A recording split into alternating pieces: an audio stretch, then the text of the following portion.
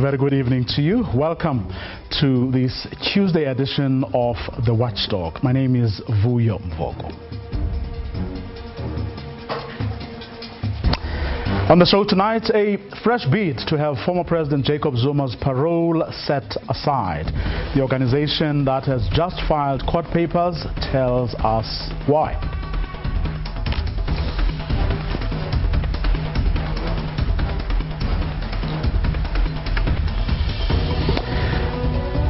The country's leading political parties' election campaigns get off the starting blocks, but the ANC is conspicuous in its absence.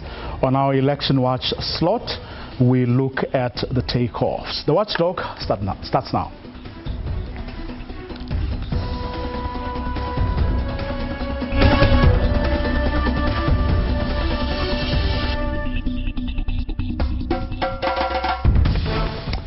We'll start with this. Minister in the presidency, Mondli Gungubele, says the executive is comfortable that the Correctional Services Commissioner took the decision to release former President Jacob Zuma on medical parole. Arthur Fraser went against the medical advisory panel report, which was against the release of Zuma. Minister Gungubele refused to answer whether President Ramaphosa knew and endorsed the decision by Arthur Fraser to release the former president.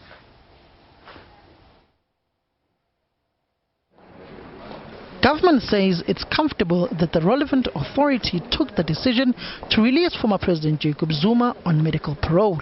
The release of the former president has caused a political storm, with the Democratic Alliance legally challenging the Correctional Services Commissioner Arthur Fraser's decision.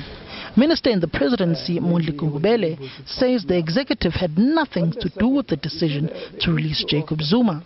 What counts to us is that somebody who had a power to exercise that authority is Mr. Fraser, the head of Correctional Service. And what counts to us is that the powers to deal with that are vested with him.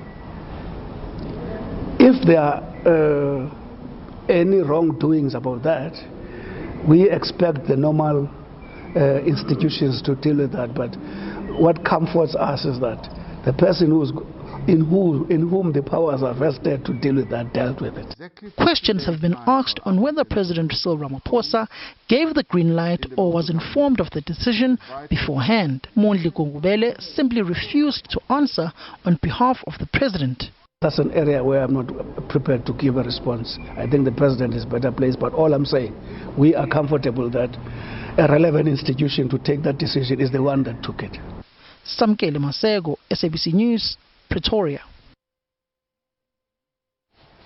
Well, we are now joined by the Helen Suzman Foundation's Chelsea Ramsden. Chelsea, good evening. Thanks very much for your time. I think within a couple of hours of the minister in the presidency saying what he said there in front of those journalists at the beginning of that cabinet lekgotla, we then had the news that of what you were going to do as the Helen Suzman Foundation. Take us through very quickly what you've decided to do. Well, we had previously written to Arthur Fraser, the National Commissioner of Correctional Services, and we'd given him until the 13th of September to provide us with the relevant information that informed his decision. He, however, failed to meet that deadline, and so we were forced to approach the court to ask them to enforce him to provide us with that information. Did he fail to meet the deadline, or were you not satisfied with the responses you were given, or we were all given, perhaps I should say, via a media statement on the 5th of September? Well, the media statement was sparse, to say the least. It provided no information as to what he took into consideration when making that decision. It merely repeated the legislation and basically word for word.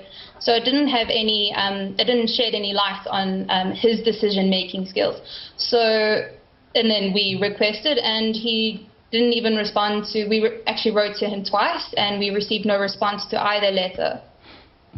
Now, what is the relief that you are seeking? Well, it comes in two parts. In part A, we are just asking the court to get Arthur Fraser to send us the relevant information, all the documentation that that he made for his decision. And then in part B, we are asking the court to actually review his decision and potentially set it aside. Do you accept at least that he is empowered to make the decision? We do accept that he has the power to make the decision in terms of Section 75. However, that decision has to be exercised in line with the other provisions of the legislation, like Section 79, as well as the regulations. And we feel, or we have an understanding of the legislation, that there are certain requirements that need to be made first before he can exercise that decision. And what would those be?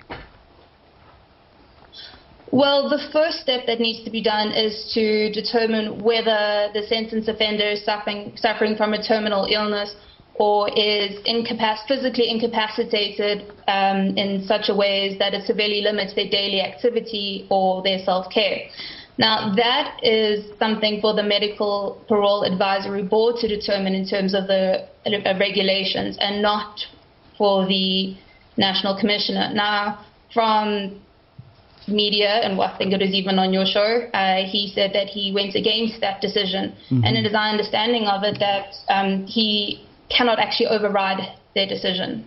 For the sake of our viewers, we're going to take a listen to how Arthur Fraser put it during that interview that you have just referred to.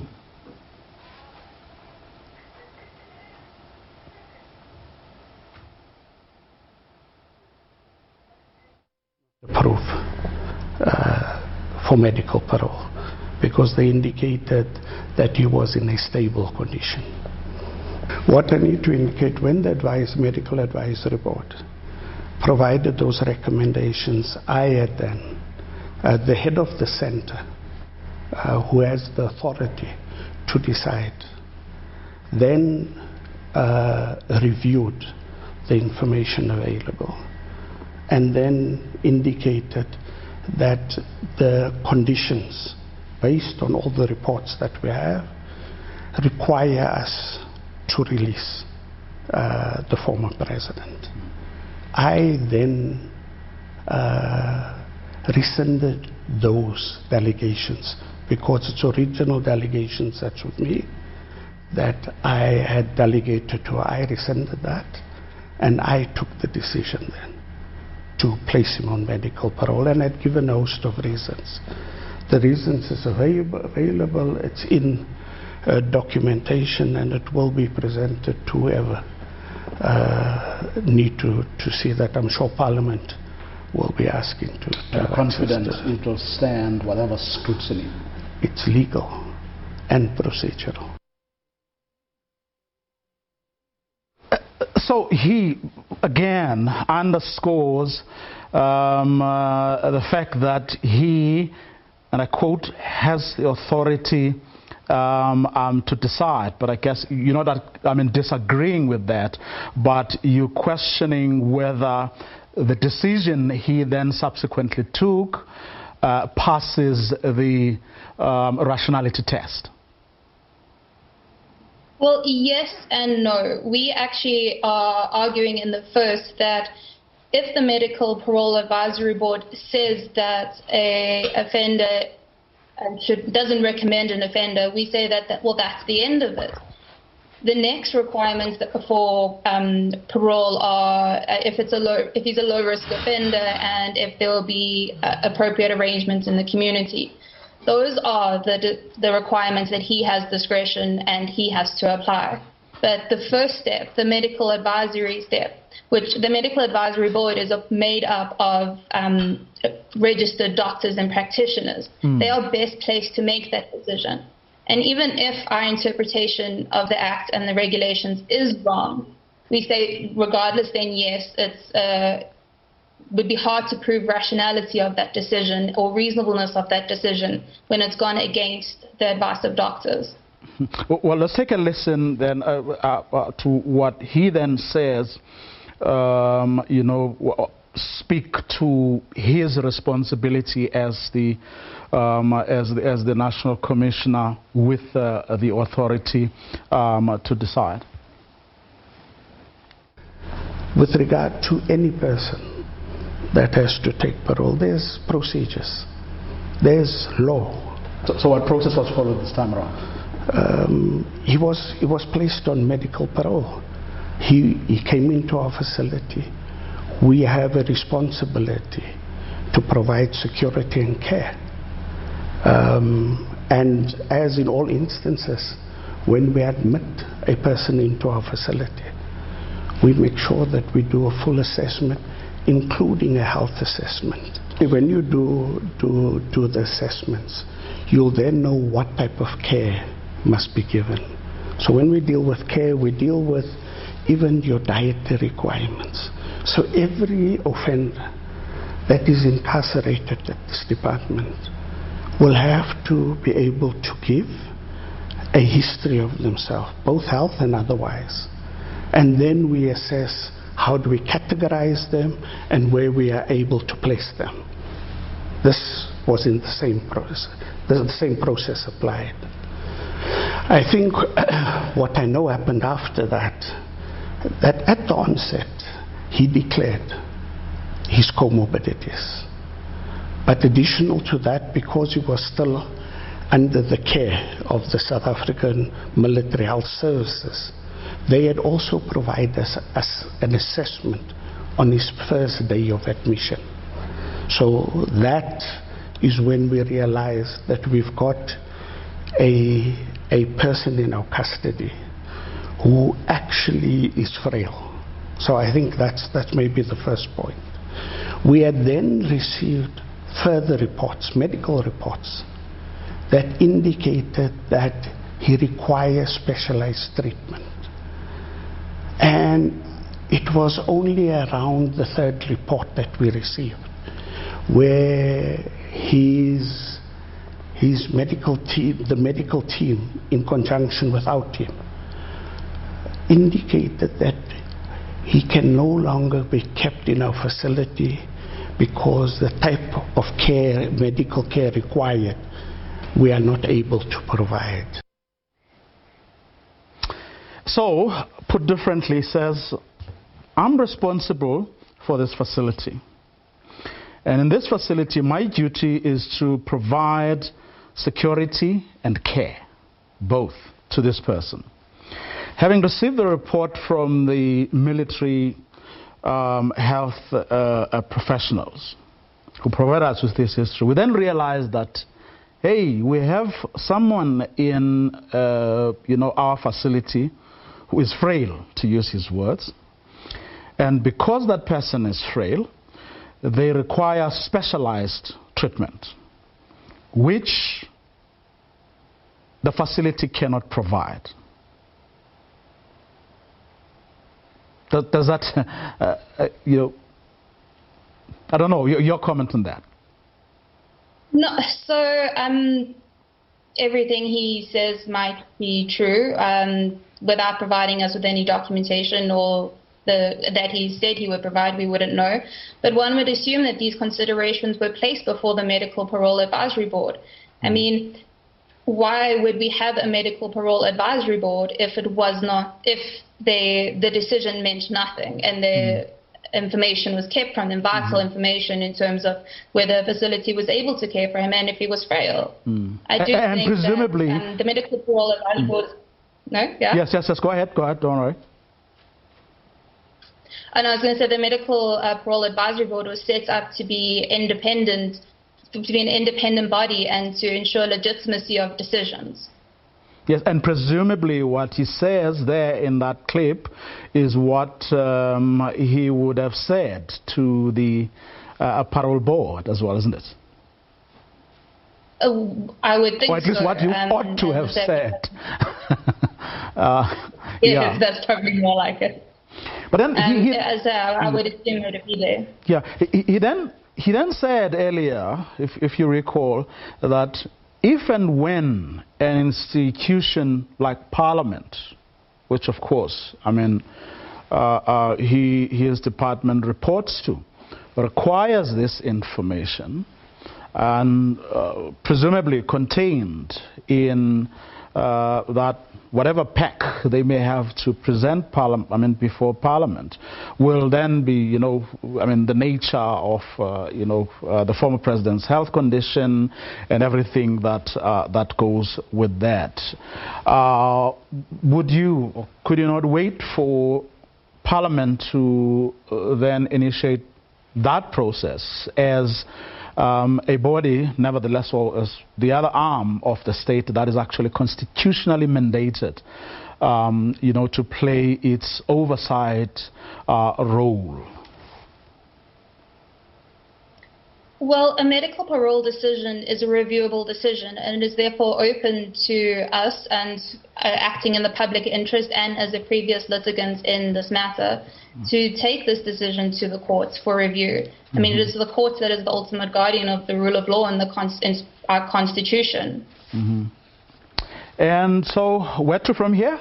And in terms of with regard to your application? Well, we have filed the application at the court, and we have served it on the respondents.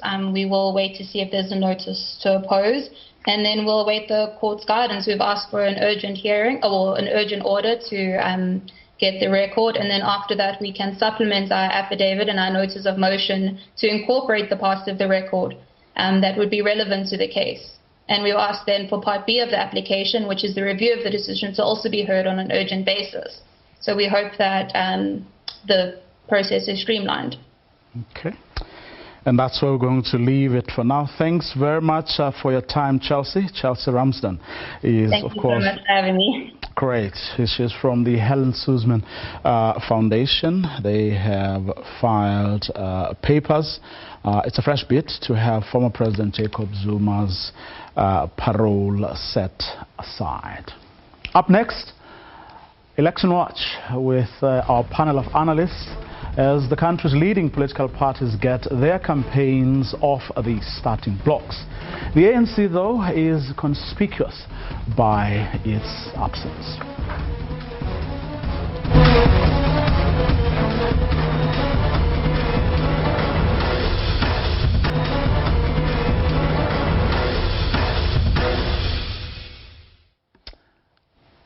Welcome to the Watchdog's Election Watch slot.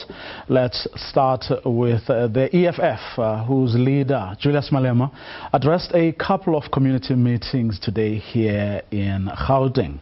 The public meetings, the party says, will inform their election manifesto to be launched on the 26th of this month. Our reporter, Nhlanhla Khatlane, followed him around and filed this report. South Africa is expected to hold its local government elections on the 1st of November.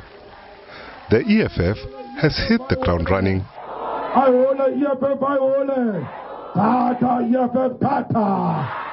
Party leader Julius Malema says the people of Sebokeng should put themselves first and go out in their numbers to register to vote. Rena Bachababu Pilong was standing on the shoulders of the giant.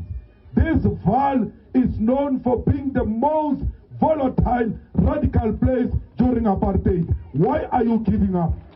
Malema has urged the residents here to refrain from showing their frustration through violent protest and rather show it on the ballot come the 1st of November. The EFF will officially launch its manifesto on the 26th of March. Let's go, fella Pilu. You need to be resilient.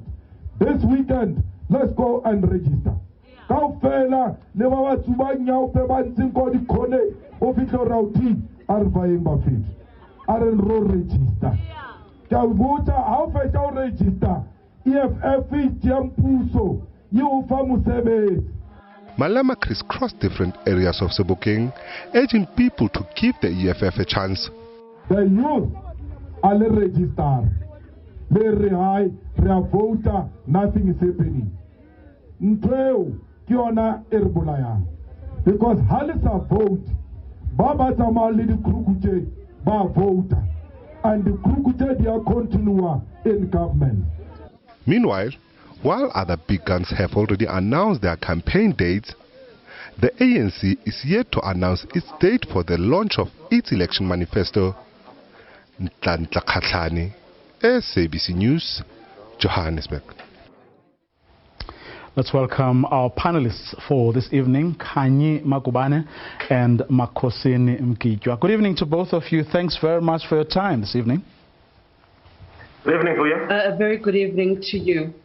Well, I mean, they've always had it, you know, but I'm sensing a great deal more confidence from the EFF this time around, Makhosini, if the way they've started this campaign at the weekend is anything to go by.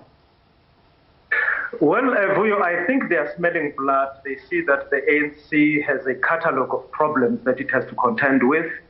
And, you know, it hasn't started in earnest really to campaign. And I think they see this as something that could give them an advantage. But I'm not sure if it's going to play out that way.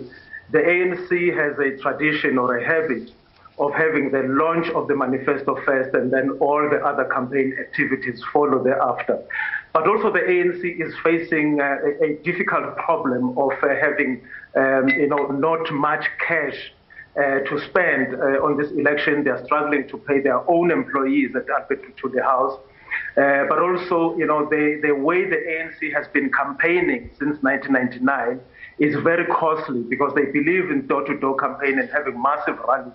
And all those things cost money. I'm not sure if they're going to see the opportunity that this situation poses for them, that they should change the way in which they reach their voter base instead of using door-to-door campaign, which is very expensive. It requires a lot of people to be on the ground. And I think what is easier and even cheaper, it is for them to take advantage of the platforms like this one. As I'm talking to you now, I'm talking to hundreds of thousands of people. If I were to go to house to house, you know, saying what I'm saying, it will take me a lot of time and a lot of money. I think this is an opportunity for them. I don't know if they'll grab it to change how they garner votes and instead, you know, resort to what is used internationally, which are debates where people go out to the media and use social media to get their message across instead of wanting to do it manually, going house to house. We're going to get into them in a while, but I just, for the time being, Khanyi wants to stick with the EFF a little bit. What are you sensing just from watching, you know, them since the weekend? From your vantage point, are you seeing the confidence? I'm saying, you know, I have seen. Are you sensing a different strategy or approach to this election than what we've seen before? Well, we have to, first of all, realize that the EFF has grown as a party. They've matured. They've been through quite a number of elections. And so they pretty much have a good handle on what it takes to run an election campaign. And I think from the last time we had our local government elections to where we are right now, we've definitely seen more significant growth within the party and its party base. But also what seems to be the disorganization of the ruling party has served as an advantage for opposition parties like the EFF. We've seen them putting up their posters in their proletariat areas or where they assume to have the voters. They've had a great presence there. And I think that's because they see a gap. There's a gap there. They are seeing that the ANC is not in those spaces where it should be by now. And I think the EFF is taking advantage of that, and it is actually mobilizing its ground forces. And I think after they launched their manifesto officially at the end of this month, we're going to see the election campaign from the EFF moving into full swing. We'll see their leadership, dispatched into different parts of the country. And Julius Malema, I think, also has a plan for the EFF within local municipalities. We know that the EFF has survived through coalitions with parties like the DA, like the ANC and other smaller parties, and they've really latched on to the ability to have a presence in local government through having proportional representation, which is what the South African political system runs on. And we know that the EFF knows that more seats in local municipalities means more power, means a greater influence in policy, means a greater influence in how local districts are run, and that's what they want. And so it would be interesting to see if all of this translates at the end of the day into voters, putting their X's on the ballot paper, because it's one thing to go out there and run a strong campaign, but the true test of your campaign is really on election day when people go there to vote. Are they going to vote for you based on the strength of what you did during your campaign? Makosini, goes to count for us in one hand the things you think the EFF has going for them. Well, they are a youthful organization. South African population is, a young population. They have been, they are the party that has come across as providing the biggest opposition to the ANC, especially if you look in the past years during the Zuma administration. And also the fact that, the ANC is facing problems of, corruption, malfeasance, and almost, most municipalities have difficulties, there are potholes and all sorts of things, there are service delivery protests. It just simply means that, voters, especially at local level, are not happy with how things are done, and the ANC is running most of the municipalities in the country. So the problems that we see today are an advantage to opposition parties that are willing to take advantage of them. But having said all that, I don't think, yes, I agree that, the party is growing, but the speed at which it is growing is not, in line with what the party leadership would want to see. I agree with Kanye that, the fact that they are able to use even the minority that they have in those municipalities to influence decisions, to influence who becomes premier. They did this in the city of Johannesburg, for instance, and the city of Tshwane, where they stopped the ANC from forming a coalition government. And instead, though they did not participate in the coalition government that was formed, but they were able to influence in so many instances, they were able to influence how their cities are run. Kanye, are they using their youthfulness to their advantage, or are they exploiting it, as well as they possibly can? Because it should be giving them the kind of agility that, an old organization that sticks to its, traditions like the ANC, has. Well, I think the EFF is building its own story, and the EFF is where the ANC once was, with the young, I would say, the young cats in the ANC back in the day, the young Walter Sisulu, the young Owar Tambo, the young Mandela. They are where the ANC was right now. And you asked if they are using it to their advantage, or are they exploiting it? I think it's both. And it would be wise for them actually to use it for both. We always talk about the folly of youth.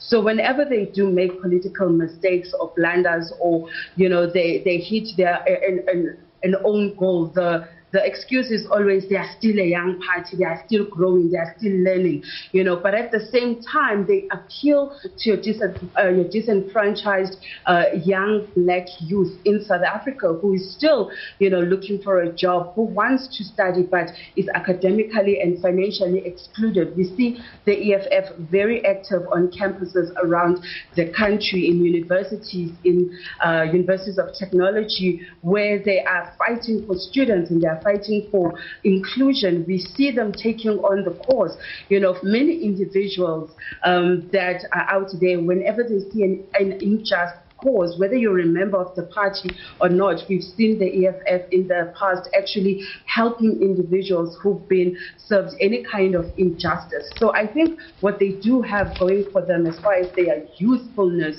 is concerned is their ability to respond quickly. The EFF is always ready with a press statement or an opinion or a position on any matter that is of national importance. And I think that's a very key point in terms of the agility that they have. We see that their spokesperson, Ipambo, is a very young guy, and he's out there, he's learned. We've seen we've seen Abo Floyd Shivambu there, walking across stages of different universities, going to get their degree. And so there is a level or an aspect of aspiration, that they've caused within young people. Young people are inspired by them, that here are these educated young men who are running a political party and they seem to be successful. And those are the people ultimately that the EFF is banking to vote for them in these elections. The young people of this country who are desperate for change, who are desperate to be included in the greater economy. And I expect their manifesto to actually speak to this at the end of this month, because I think that the EFF is very clear about who, the core voter of the EFF is. Well, also out and about today was DA leader John Steenhuisen climbing step ladders as he and his team were putting up and unveiling their new election posters.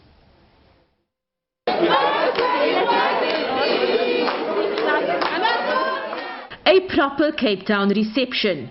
DA supporters welcomed their leaders at the unveiling of the party's election posters. The message, Cape Town works, let's do more. Party leader John Steenhuisen says Cape Town is a leader among metros. The party promises more of this as part of its campaign commitments. Right now, though, the DA is on a drive to get as many supporters as possible to register. The big thing's going to be registration. I think this election is going to turn on who can register their voters in bigger numbers. And I think that's going to give any party that's able to register its voters in bigger numbers an advantage. So people need to get out there and register over this coming registration weekend. Mayoral candidate for Cape Town, Jordan Hill-Lewis, applauded the DA for its achievements in the city thus far, but says there is more work that needs to be done. You must be able to walk through your community and feel safer, have the peace of mind that this is a safe place to live and raise children, to have opportunities to work, and have the basic services that you need to live a life of dignity. Where we've got more to do, I'm going to spend a lot of time there, and I'm genuinely passionate about improving services there so that everyone sees and feels that difference. That's absolutely a commitment. Both men say the level of voter apathy does not come as a surprise. They do say it is voting at local government level where citizens can make a difference on how services are delivered. Abra Barbia, SABC News, Cape Town. Well, kicking off your campaign where you are strongest makes sense, doesn't it, Makosini? It certainly does that the DA would choose, Cape Town as the place that it's going to launch its campaign. But I'm not sure if, that how they have been conducting themselves, is going to help them with, voters that they want to take from the ANC in other areas of South Africa. The party itself seems to be going back to how it was, its complexion, if I can put it that way. They are fielding more white candidates. I guess in a place like Cape Town, that would work for them. But I don't think that that is going to endear them with, the ANC voter base, which may be disgruntled with the party and looking for an alternative. If they don't see the EFF as an alternative for them, I don't think that the DA has quite positioned itself to be able to take those voters. So I think that they are going to do well in Cape Town in areas where they've traditionally been doing well. I'm just not sure that they are going to be able to penetrate places where the ANC has been dominant. And I don't think that how they are positioning themselves also sends that message that they want to take over such places. Kanye, they launch or unveil their election posters in Cape Town, and with that they hammer this message. Cape Town works. So anyone who wants to see a working municipality, you just have to vote DA because of what they've done in Cape Town. I guess anyone who has that advantage would make that their starting point, isn't it? Well, if they're saying that Cape Town works for who is the question that we need to ask, because we know that Cape Town still remains one of the most unequal societies in the world. You just have to move from the Cape Flats to Gugulethu to Nyanga and juxtapose that to Bishop's Court to Sea Point, and all your high-end residential areas. So who does Cape Town work for? Are we talking about the functionality of the municipality when they say it works? So there's still a debate in terms of who exactly does Cape Town work for. You mentioned earlier on, Makosini, that the complexion of the DA had really reversed back to being white like it was, before they started reaching out to black voters. And the difference between this local government election and the last one is that they had Mmusi Maimane driving the last local government elections, and we saw that they had a big rally, in Mmusi Maimane's neighborhood in Dobsonville, and I stand to be corrected on this. And we saw a full stadium there going to listen to Mmusi Maimane, and he was the draw cut of the black voter that also provided great numbers for the DA. So it will be interesting to see what strategy do they have.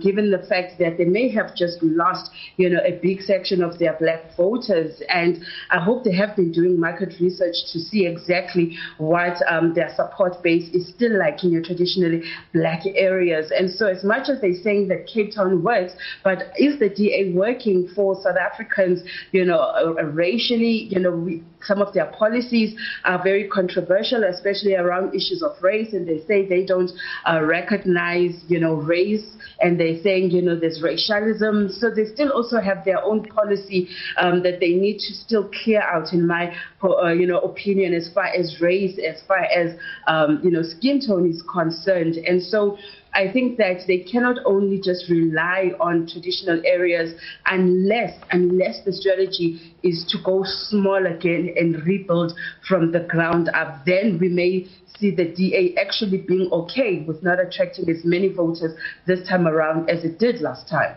Quickly, Makosini, do you think, the exodus, people like Mmusi Maimane, Herman Mashaba, Phumzile Vandam, is going to be a factor in this election for the DA? Look, I don't have a crystal ball, but I think it should be a factor. I don't see how it cannot be a factor. As Kanye correctly pointed out, that Mmusi Maimane was behind the rally that they saw, increasing their numbers in traditionally black areas. They seem to have abandoned that strategy and going back to the old DP strategy of appealing to white people. Black people are by far the majority in this country, and a party that wants to grow and want to take over government at national level, it has to position itself so that it appeals to all the demographics of this country. Even with these forthcoming municipal elections, I don't see how they are going to penetrate areas like Soweto, for instance, if they are not going to be having people like Mmusi Maimane helping them to win those places. Not just Soweto, there are many other places across the country, KwaZulu-Natal, where they haven't really positioned themselves as an alternative to the ANC, because that's what they should be aiming for. They should be, for them to grow, they should start eating away at the ANC base, especially at this time that the ANC is having problems. But for them to revert back, and in fact start competing with the Freedom Front Plus for voters, then it means they are regressing, in my view, and it's going to be that much more difficult for them to win as many municipalities as they would want to win across the country. I'm going to ask both of you to hold your thoughts. We're going to take a quick ad break. When we return, we'll talk about the ANC. Don't go away.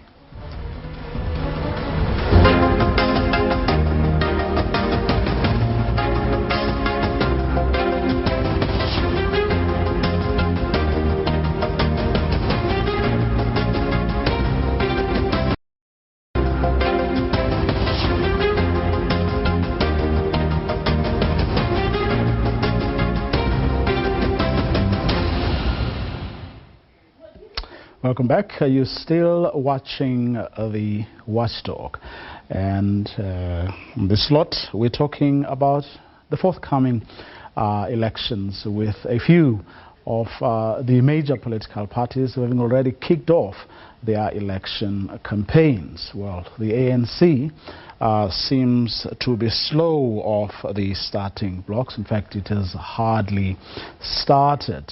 We know that a few days ago they held an election strategy session at the Alutuli House headquarters here in Johannesburg. But so far, we are yet to hear much about their election campaign. But where the party was mentioned today, certainly, the context wasn't a flattering one. In KwaZulu-Natal, where Police Minister Bheki Cele and State Security Deputy Minister Zizi Godwa spent the day, a community is still in shock following the recent killing of 3 women in Inanda. The women were attending a community meeting set up to finalize the selection of ANC candidate lists. A community is still reeling. 3 innocent lives cut short when armed men opened fire here during a community engagement to nominate a ward councillor candidate for the ANC. 5 others survived the incident but remain in a critical condition. 75-year-old Beatrice Dlamini is one of the victims who died during the attack. Her family still in disbelief. We are at pains. I just want them to assist us to bury our mother in peace. Ministers in the security cluster visited both the crime scene and families of the victims. Godwa says the security cluster is monitoring volatile areas, this ahead of the voter registration weekend. The JCPS will be working out a plan to make sure that we protect these elections. We're not just protecting political parties, but we're protecting the system. Because it's important that we must guide the system against this act of intimidation. As these agencies will work hard that we don't have the further loss of life, and we limit the disruptions, and we chase and we check those people, we find them, and we put them out of the system in terms of arresting them. No arrests have been made, but police say they are following strong leads.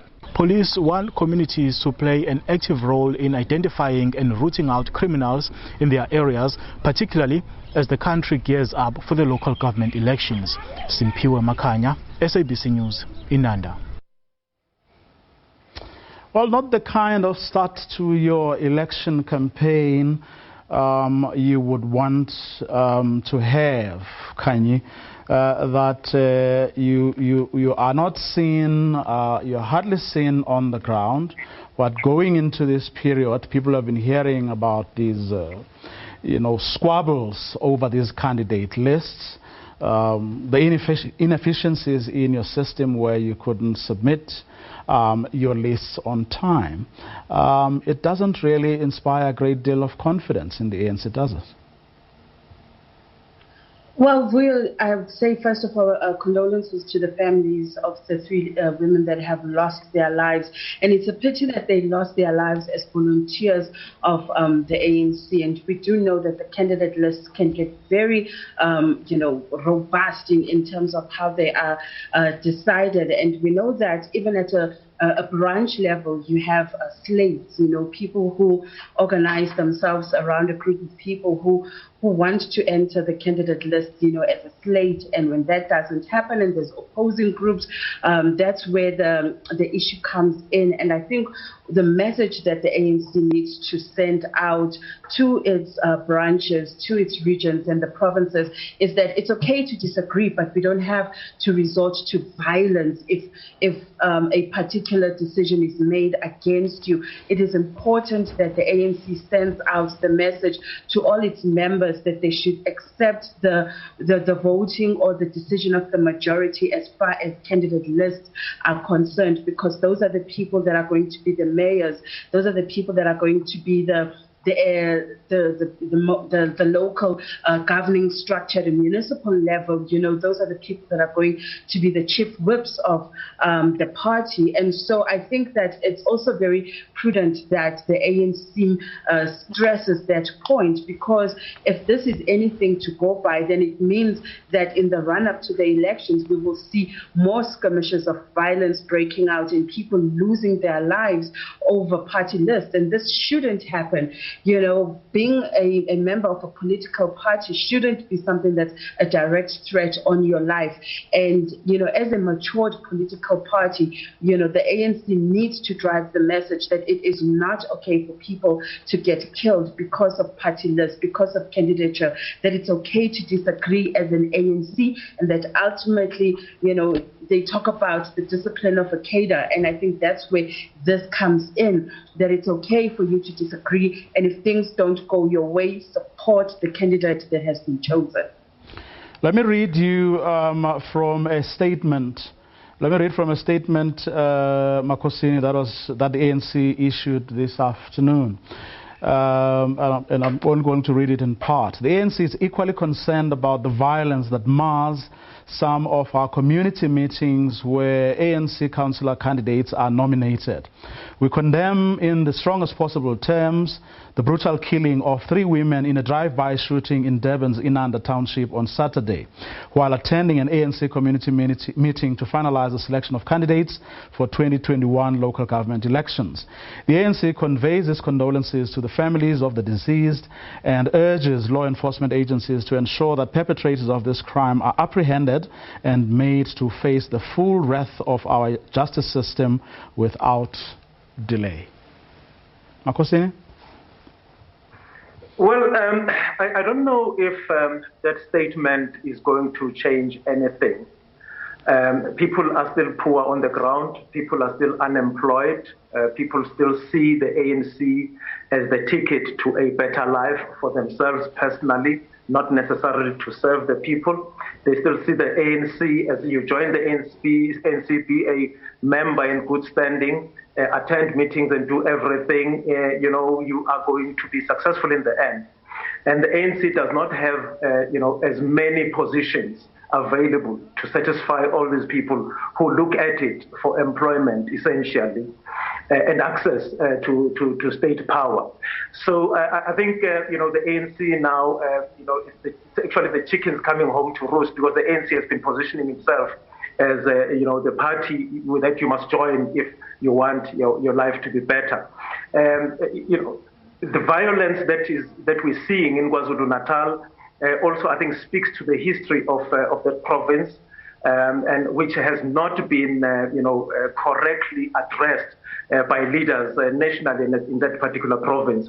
So it's quite discouraging what we see, that people lose their lives, you know, in this fashion, and we just hope that you know, it doesn't spill over to other provinces, because it's quite something that needs to be discouraged. And I think it's a good thing that the members of the executive went there to address this issue, but I don't think that that their visit to the places that have been affected will change anything. You know, I think the ANC has a lot of inward looking to do. There's a lot of introspection to do insofar as how it elects its own leaders, but also how it positions itself. You know, it's not sustainable for the ANC to be seen as an employment agency for people who are unemployed and some unemployable. Kanye, on the question or issue of the lists, The statement reads in part, the ANC is satisfied that all its processes are firmly on track and proceeding according to schedule to meet timelines as set out by the Independent Electoral Commission. A letter from the Deputy Secretary General, Comrade Jesse Duarte, makes it clear that in the event that certain disputes have not been resolved on time, these will be attended to beyond the 1st of November 2021. So, the missing of deadline does not arise at this stage. Your thoughts? Well, I think what the ANC is saying in that statement will really be tested in the weeks to come, because we know that we have a little over 6 weeks before the 1st of November, and they're saying that all their processes are in place and that, it's all systems go. But however, on the ground, it's a very different picture, because to run an election campaign, you need manpower, you need volunteers, and traditionally, that's one of the things that the ANC has struggled with. Securing your video coordinators, the people who are going to be in charge of your voting stations, getting all the party agents, the representatives of the political parties who are going to be observing the work of the IEC within each voting station. And that takes, a lot of work to actually secure. And so what we'll see from the ANC in the next coming weeks is them like playing catch up, because that's really what they need to do. If I just look at my neighborhood and the number of posters that are around, I've seen Action SA, I've seen the Democratic Alliance, but I've yet to see an ANC poster in my neighborhood. And I know that traditionally at this time, there would already be election posters up. There would already be those intersection at the robots, people handing out flyers wearing ANC regalia and telling us, vote for the ANC, vote for your ANC. That would be happening already, and it hasn't happened. And as you say, they haven't even launched their manifesto officially. So I guess the proof is in the pudding. What they are saying will really be seen in the weeks to come. And that's where we are going to leave it. Special thanks to both of you, Kanye Makubane and Makosini Mgijwa, who were our panelists for this evening. Do join us again tomorrow evening, 8 o'clock sharp. The Watchdog. We'll see you tomorrow. Good night.